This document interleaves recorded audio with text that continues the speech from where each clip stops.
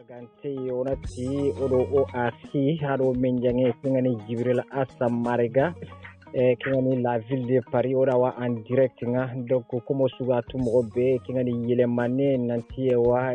khasu gabudangi teke problème yino nga ogorbe tunanti problème ga ile kumba ko khari mi gargara kingani konci gana nga misire no goni kingani gouvernement onati kingani gouverneur keta ara soron dengino naga soron lagano nga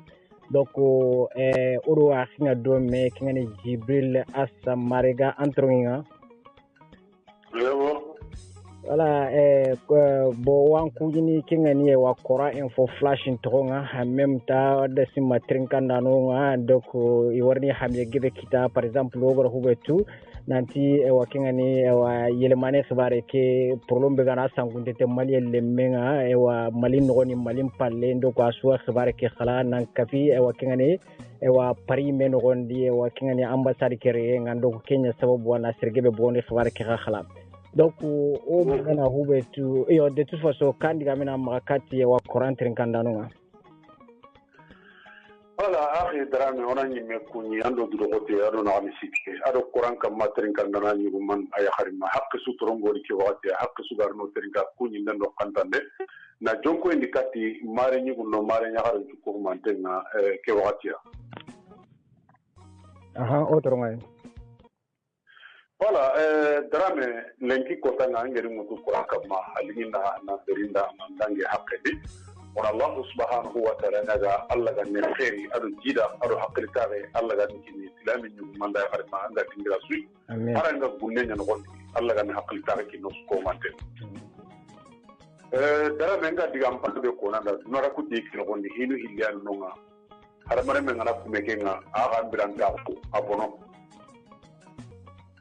hompo hanan mikenga nganya duna lolo wajibi nyanan kam mampakle kenan tibitan kam ma tawu na koyi antinga no kusu nkorosin de ke no gondi wajibi nyani nyoki ke hakke be inga man man kedi na kelle so na tanga yordo branda figa kine yo lengi kota yelman circuli daga kane wal monat yelmane mere mu o tabe ga holle ke gere asasi o be ta holle gelle en 2015 nalla wara o tabe o ga di lenki yelmane de munga masere bugu seredi nanti khorosu ko mante no kituti me on ta o dome on giro dome e ko hollanda development abara holle munya ga kituti me jene tamunya ko hollanda development abara ke muhanne o gama dangi ko holle munduru do mena kendi wajibi nya ko hosu dunora kuti kene nan tawo ara da sebet na abara gemme wona nyino gem sebetinte kella ga dangi ni ko hokele mundo mena akhi yelmane daga kane di ken ko wata on diga ni nanti yelmane daga kane ya bolin ken ko hono hondi ko hokere hi gebe suro na safon ci daro kismanu do hono angere ngu nanti kanyaga jahunu gidimme tiga bonyan ne ma wa iyo wa ni do mena ba daro kalungora hu sebetin daga tadi ilo mena ni kan daro ga sebetin daro ken ne nyen no nga serebe hanganga na gibanga ana khana nan na bure mu fara na daga ali hajin shiro tai donc ken ge mu kanne nya sabu wanda ku debun kanto kuna tini ta honni be karanga igara ga serebe jahunu kanyaga na giri gidin mena giri tringa na giri ko igara ga serebe tringa jahunu na giri gidin mena giri kanyaga na giri gelli darun na la waran lengi kenya sebe tin noro mena ba angiri mu na ti jahunu nge kanyaga nke kela da anyo do mena kena mungi ne dakrin lay na lila sitini honu nguni ku kanto muna atsuko mantenga bakame halay diga bakame sedai ko lay tringa ko ngana no se kanto ko da atsuna mu ya kuma kununga gidin me kununga kanaga kununga kendi ko ina tek kismeru do ko honu ngani gedi imbebe kumu atini kala yelmane daga kaninya ndo hutaga kumi legi kotanga ayayi bin kumanga duna mu manti ya de kenyenge akhi ken yimbi kuma be ha kumi wajibi nyane aliyo imbenkeri kan imbe nan kala suru kuba ani me ba ne ke tinduran maha ige libre ne yelmane contrôle ge ben yibatenga igara diga bo arde kere tanda diga mo ku diga ne palle takanta sere su maha yelmane ikunya gae tampinde ke ron chine no ndi yigi mu gata nan tinke o tara ere yelmanere munyi geri mere to rimaga yo legi kota yelmanere munyi geri nanti kaso hala ke bro ran to kokundo abane limunye tebet mi serkli no gondi tarabane ngana kebe digabe taranta kempalle ken no ko mun katenya harabare men yimme ga dunya nare hanne est ce que kella le gerni ba akoten donc angere kota sunyeri yelmane no gondo kota na ere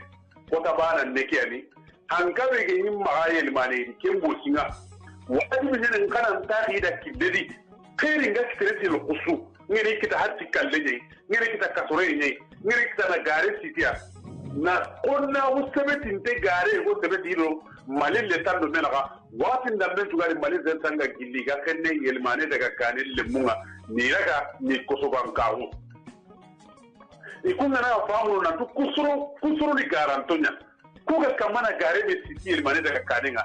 iga kilo korukuda angeni jikumpai idi kori diga me kya ko kamundo nyiye kebira nyo kusuru patambri kasoma ko ile ki kota kusuru ko beno daga tempai seren la gay yelmane ara wa famina rokka songa me dangi yelmane daga khai kella family me dangi erezonga daga ma trikili tanadi kengi babla be hakle ran tawtu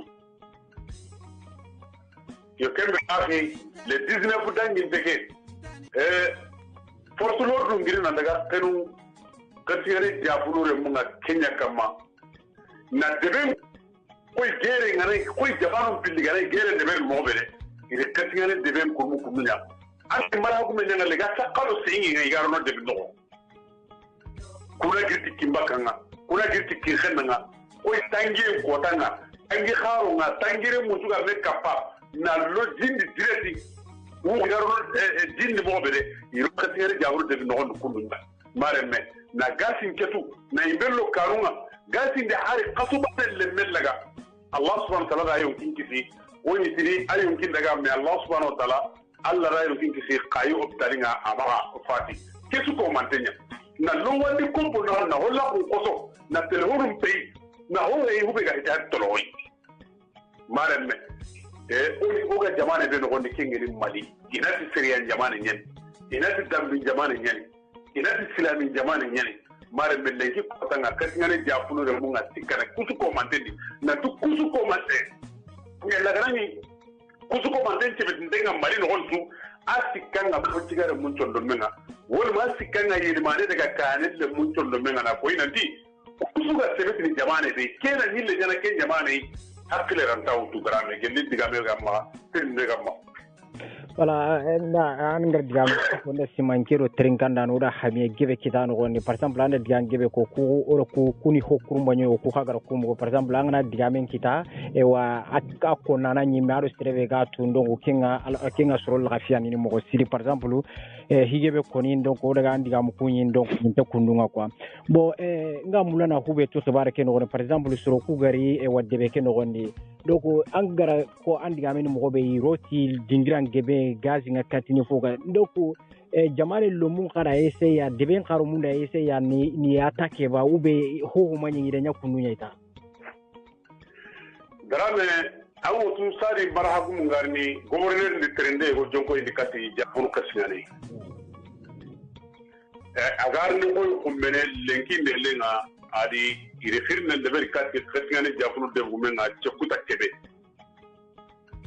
igatni mahmoud mbedi kebe ire firme xande jonko ni kati kengeni tambagara sous-préfet nanti umbene suba gouverneur nti war ni katingane me agar ni kebe le trimate nan kili de umenga nanti li kebane ke hibane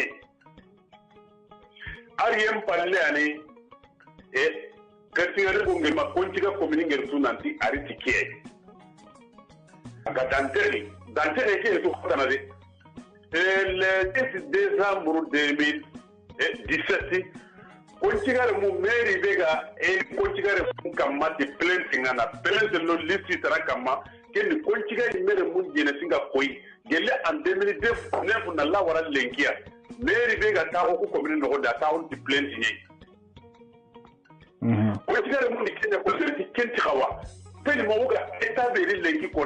tanga be sekilibe no gondi ke debukati nyaga ko lengi duna suga nyale na ko inanti oga eta be de kenne nyeme debukati nyalo kana daga wotenga serebe kana kenye annatahu mais lengi kota nga ke kontonte nga konjiga community depuis en 2009 na la wara lengia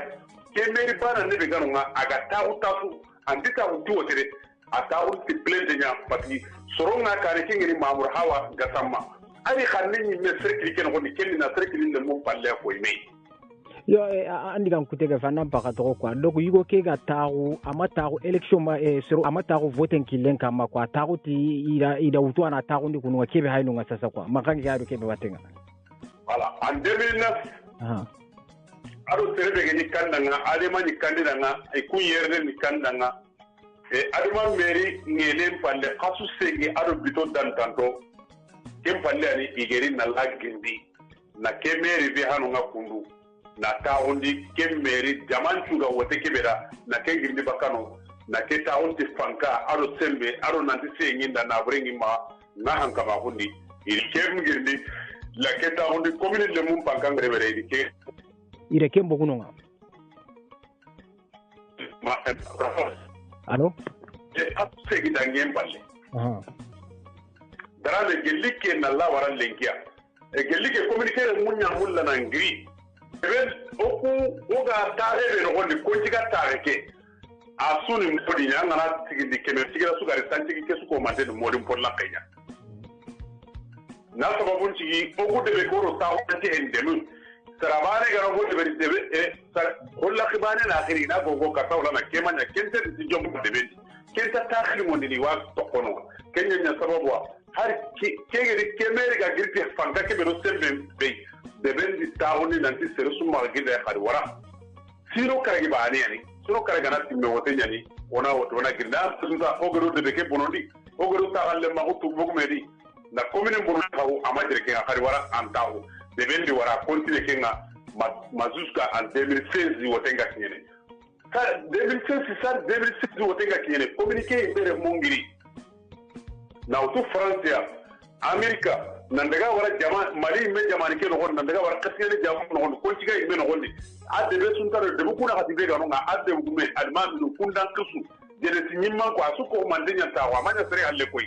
na koy na di ko tiga da difficulté ke gella en 2009 na la wara irgia franchement o wa kote no gon oron cehedo kandan ku hilli suko mante ngi ra kembo wote gbare di ina ko commune jeunesse maga i minu nagiri ira ga deben siro min mobe ina sere utu ina ro commune ngi kollanga et consolation de be commune no drame igeri ke digame ko sere su communiquer no onda linga suda asu doa nanda arna kenya khairiya agamanya meri ke be garo ngalle ki potang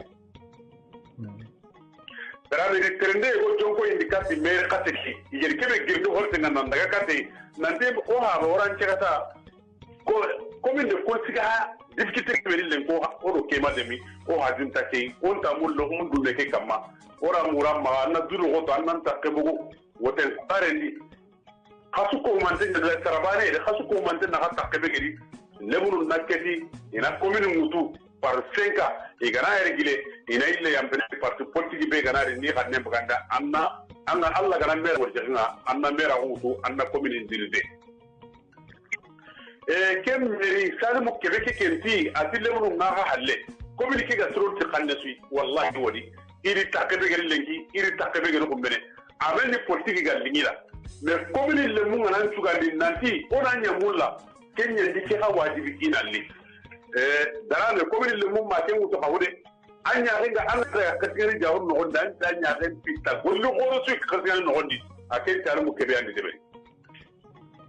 ele akata nefu na la wara irgiya godo bane nyaga na bugo haranja telera akiteni golle suga kasiyare jafun no gondi akem mere khati an ketina kem deferi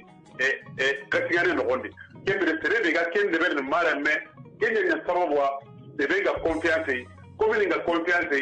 e anga confiance serebe kenga na ile nyana media tetuma ko on ta kem palle na development bet na ta ni kai yo kamem kesegera uswa kama me abuli mera hundi ora kati tamata kebe hanu ngatafa kasara ni mega grip kebe commune de Konsiga en tant que kerien kane de kerien palle no commune de Konsiga gajangen nallo kasingani jafru no nga kasingani ta gajangen tu me lemunu ni ternde go jonko indikata kenga nanto haba ogira o daga kati salimu akendi to ko kanenga atikende ke kanne baganori katankai anna duro oto kana yampa politique yere kana to de muru maga ngari tamasa gambe do ndaro maga tamasa kebeke atike liga na karainta wala tere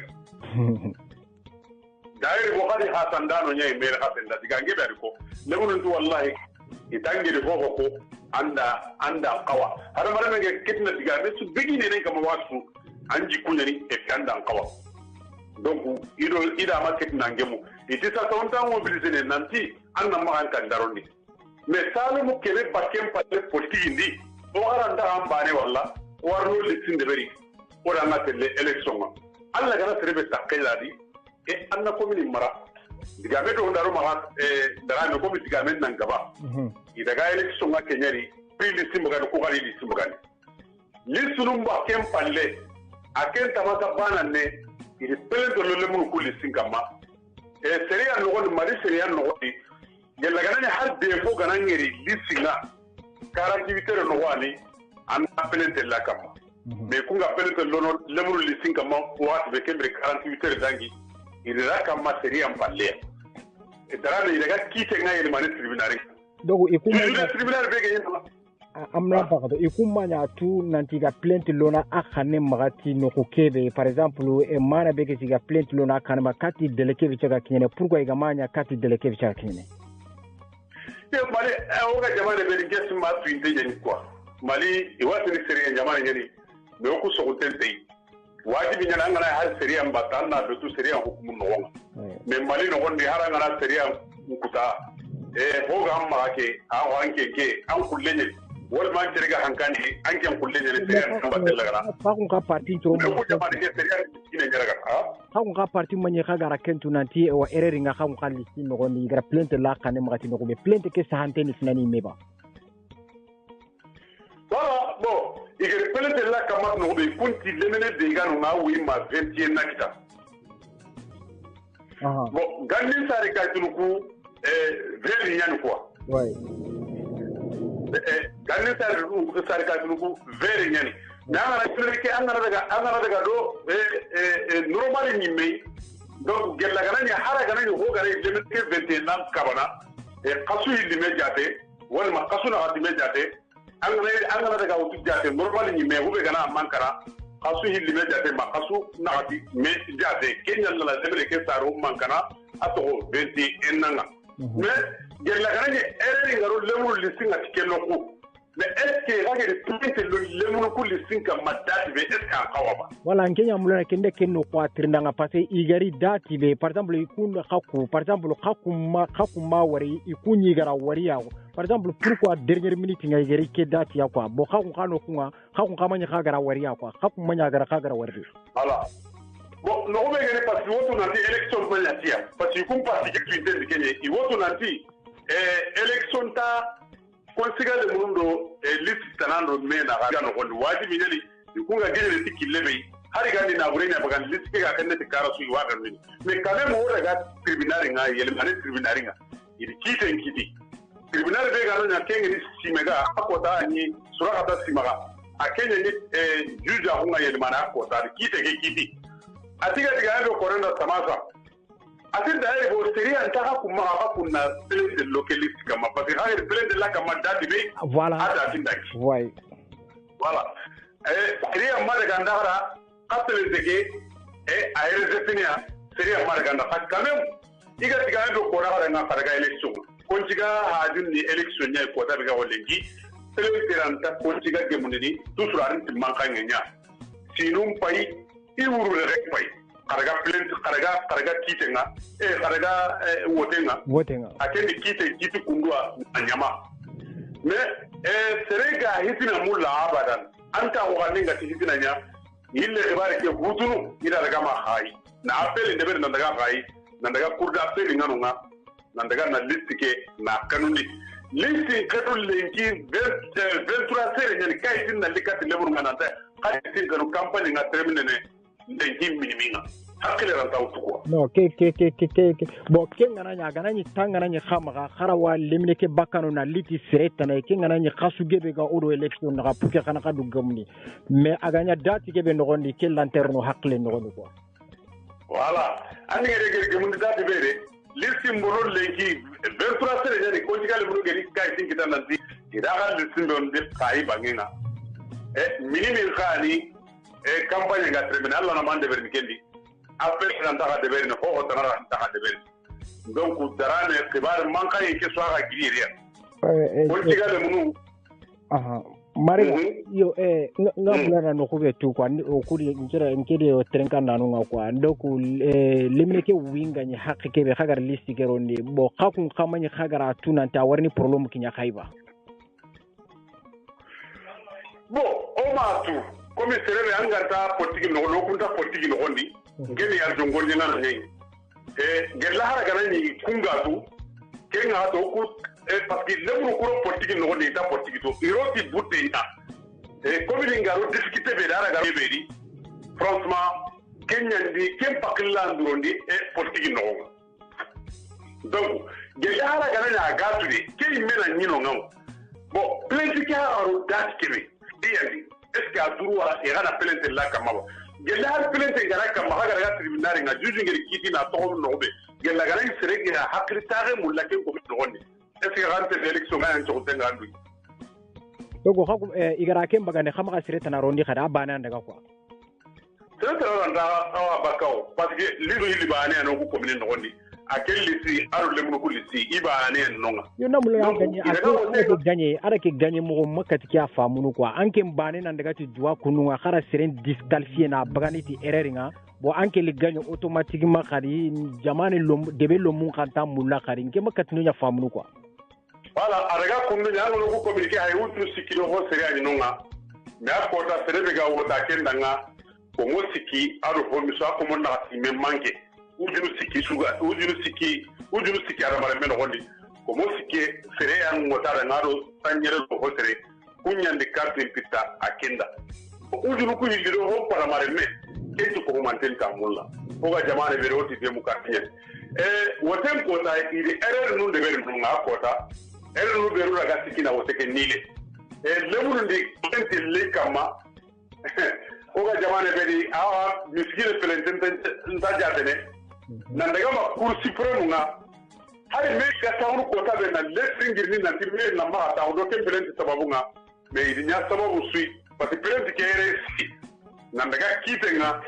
na kasi ngakati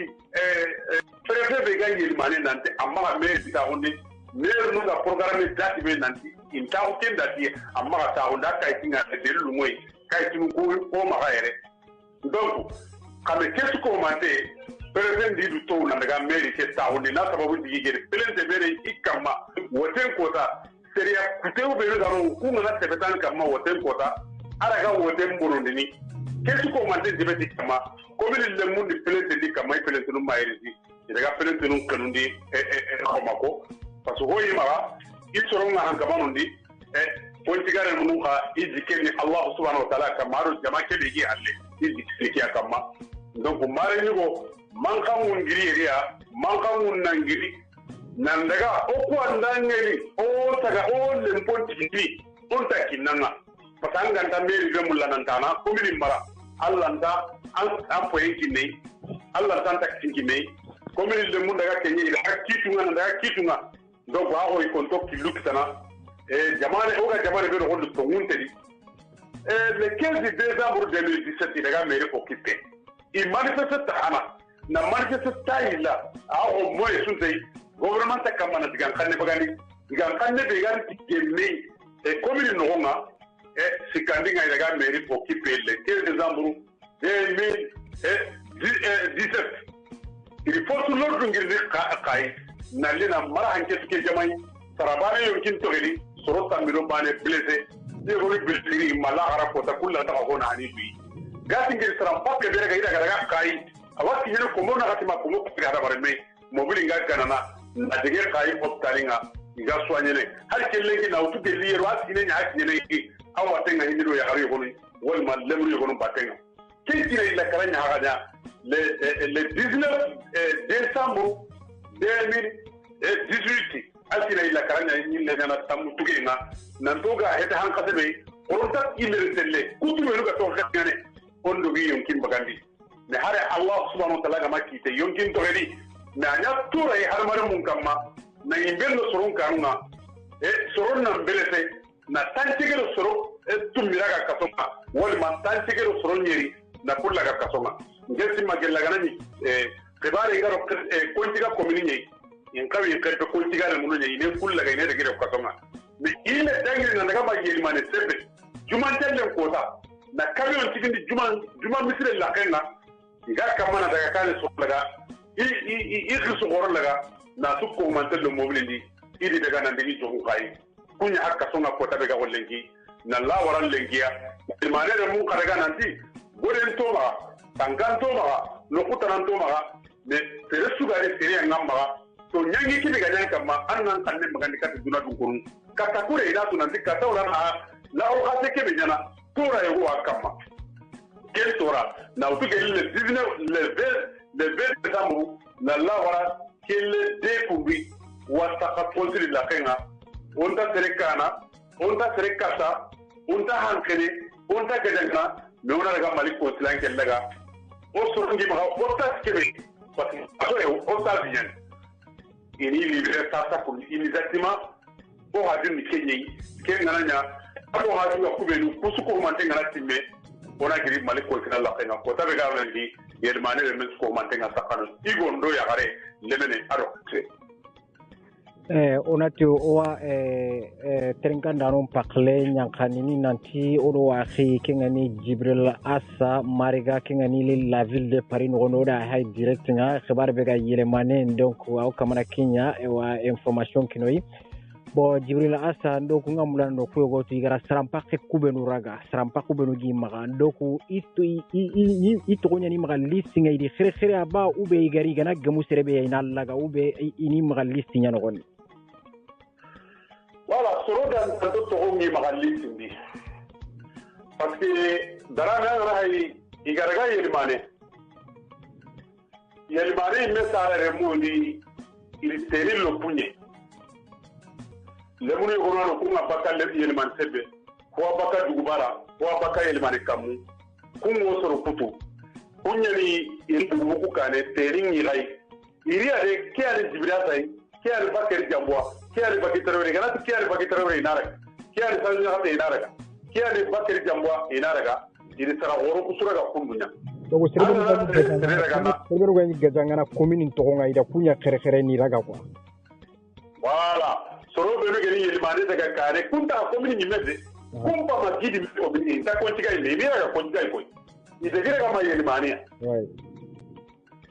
wala hapo idiraga kundwa na nyille tele hay almame ga sandi ni salta bebe kama nandaga ure utuna timara hanyana ure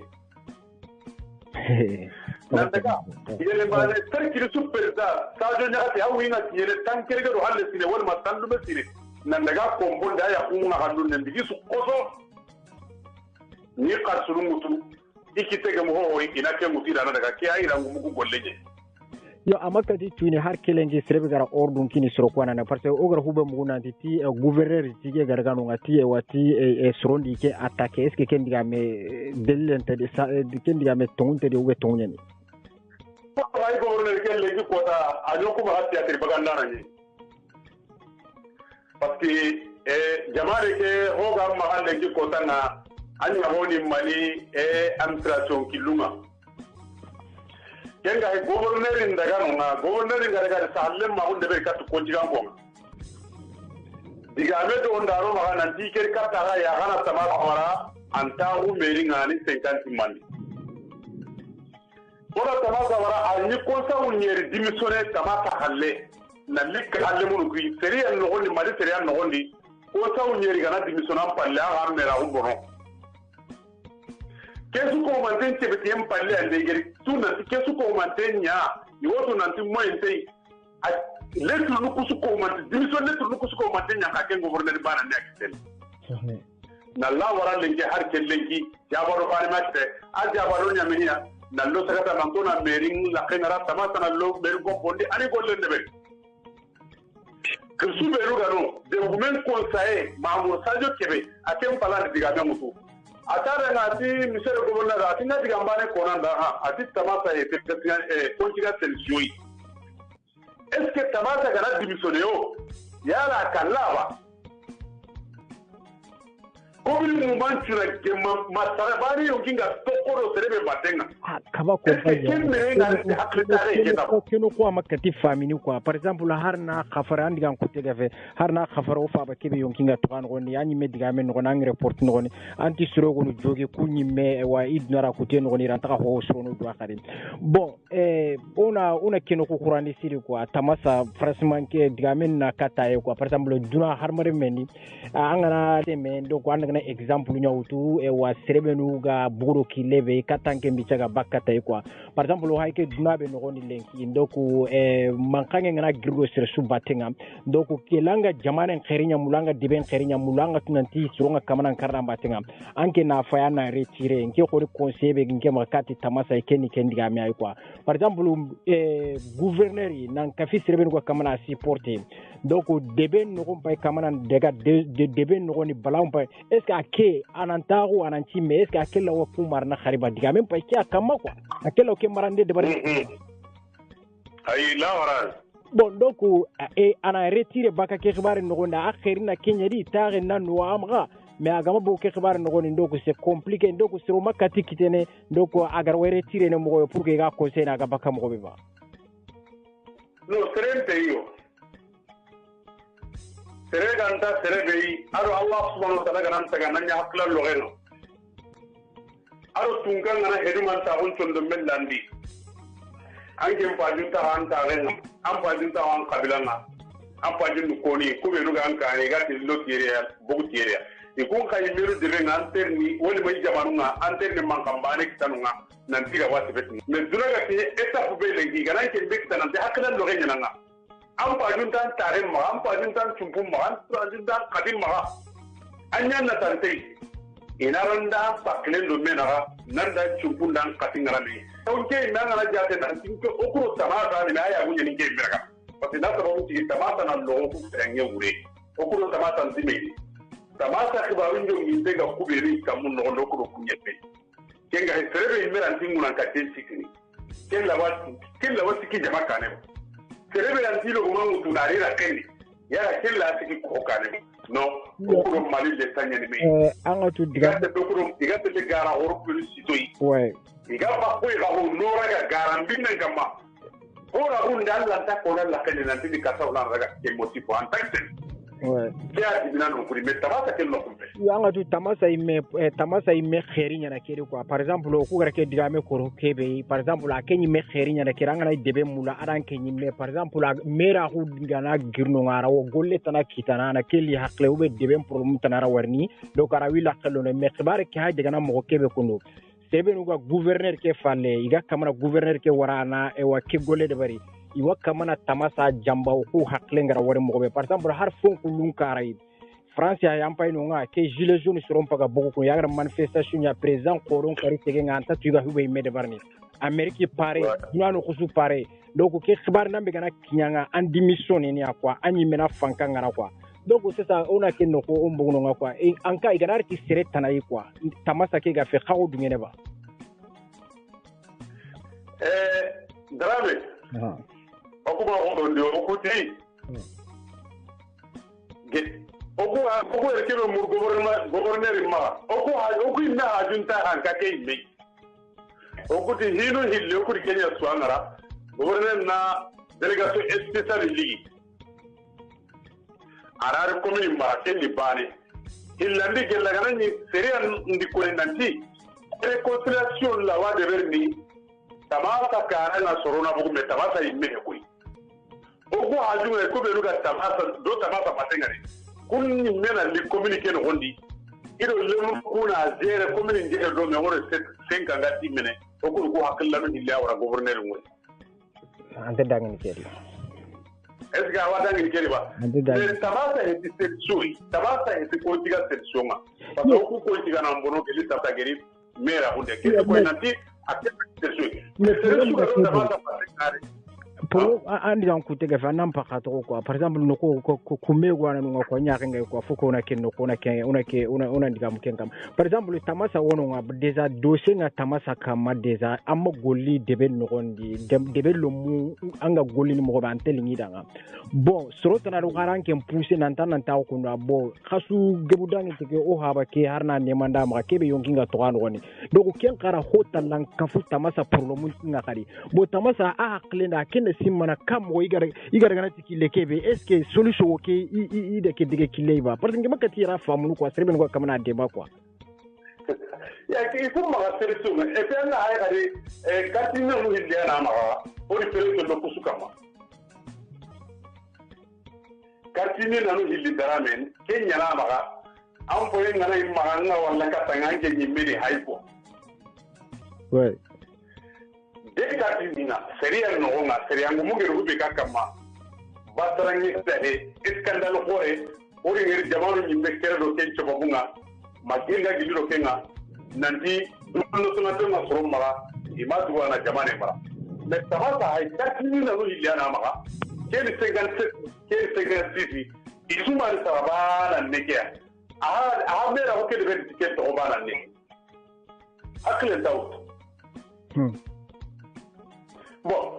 ara ta ko lu quoi comme ga jamane be parce que o ga to te malika ma quoi butun kata ma al kala quoi yo me igara gana tikile kebe comme urunga kamana khallo khamgarunga nga kenya kesho legere nga ngalla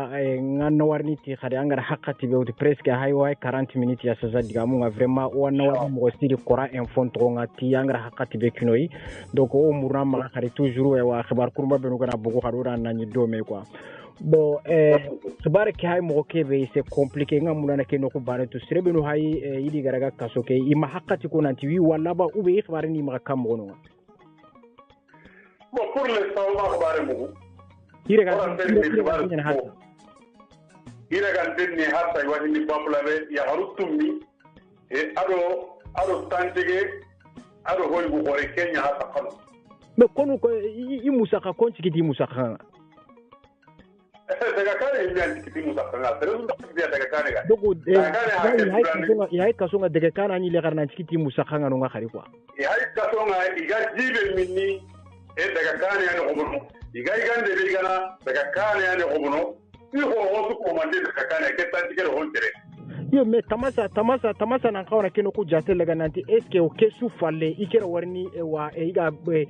i hajunga kebe mera ko geri kesu falle ikera o taagunu garina kusuru mara khaliba har dictateur gouverneur ngana dictateur ko mo non parce que c'est encore passé des affaires ko no ken ko ime quoi malgré tout ça igara khagari ti candidature kebe igana disqualifier erreur na nyano gondi ime hakuna maga wari ime quoi mais aga disqualifier ananye tonguna ni tamasa ma ona tonke sukini tamasa quoi mais tamasa na atu nanti tashi bega kamana mere bega kamana lo khibar ken gonde est ce que ikira o marani ne khaliba malagara voilà parce que déjà songa na ko nanti no on daga luwa nya bato on daga luwa nya bato est ce que kuberu ga kamana luwa ke me garga soroku kanu no nandaga wa i telephone mutu nandaga yimbelo nandigi i brehonu mononi est ce que kun gara luwa batu yere finani bananaga si misire laknya na kestra kesura ga dandaga nanti iti ima mara futu diga même pas ka kamare nanti on ma dunga khara ngati ke ibane par exemple o inga nyen tu kenya par exemple mara fanti maga ima merin katu o ma report kita o gara report be ke ko nanti I report ti diga khanne nyai I daga na no kunya nanti merin terere mara fanti maga le temps pas que force tuna le tanya maga donc suronga na kenya ko nanti par exemple no kube orante dunga kenya ko nanti wa kenya ro justifier ne nanti wa lemine ke disqualifier nandaka par exemple o report ni wonu tenka réseaux sociaux kama wa activisme ni wonu ri nanti na tamasa tfai ina tokono ngani mandan ku tenti mani bon ikunyi me est ce que activisme be no ke diame kono iwa kontiga ke iwa khar réseau ke khairi mulay mesnani ba autant que erreur be no ganya ko digame na Kenya kama o ku o digame wa kama na tamasa de ma franchement tamasa o hay kama na ya de ma quoi me khibare nga kamana nda ko ke parte jombogu e cercle ke so anu nga soni kankara asuni mare manautu Sénégal et Mauritanie asuni e tembane kay par exemple ke khibare sankiru malinga bambar nu lan ko fulu lan ko ne sur les suite donc ballon tu hay tamasa magasa tamasa baran kat ke khibare nyamara quoi donc ay nyamande donc ko ha de mana kilenya hay kana kawna bugu tike ana bugu ana discours khara iki ali iro i bugu donc o lenke kalen ni yere vraiment wanna warni digambe gam magana so ke khibare kama Allah wasaka kama kengan terengana no ngan terengana wala en ko ni nganti gara ngama mana hakli sire be ga ngawon Allah nyaga Allah ga nora golle jalla ga ni manura hasko anten kama ya rabbi la hayya no hakli tare na Allah halle Allah ga hakli tare ki no sko man tenga golle ke no gondi insha Allah wati penga golle ke be kam mangere mu gonanti dunay me development ni me ke barki nyandano nyanu ko angere ngere duna ga o boli nan ki ne degere be wota na ede e ke barki nyandon nyanya sababu na duna su ko man ten nya dingira bane nga yo kembere ande ngana kiram pa junga ko be anna trinke meni mu dunari meni kira ngana dunari meni sibare di sasa kundu hada mari mem pa junni ke mon Allah nyaga ko trinka nan ko mante Allah subhanahu wa ta'ala ga ne khairi ki nura ko mante na ali da siri nan dari ma wa dombe wa su ga dan ngene mutu insha Allah nurun kullahu ar hakli tare no gonde ar Allah subhanahu wa ta'ala ga na bucin ne ke biro hakli no mo ga dikin ki trinka nan ko da arma mon Allah nyaga wala kada arna wuron kan ta kan su ko mante assalamu alaikum wa rahmatullah wa alaikum assalam wa warni mo siri en même temps o ke comment ça s'appelle drame tanjigora o akuni mo siri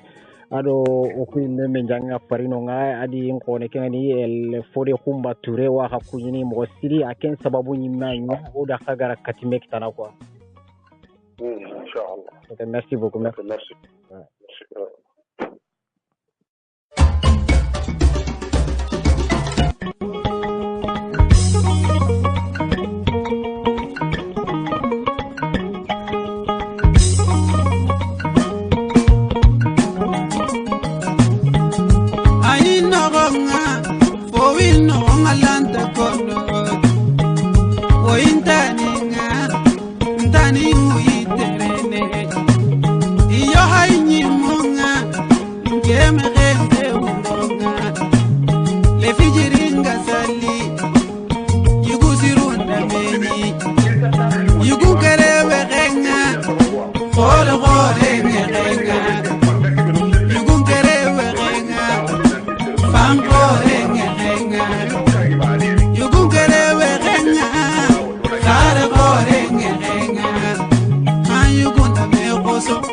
Sende you gun juda me gozo. Ayu gunda me gun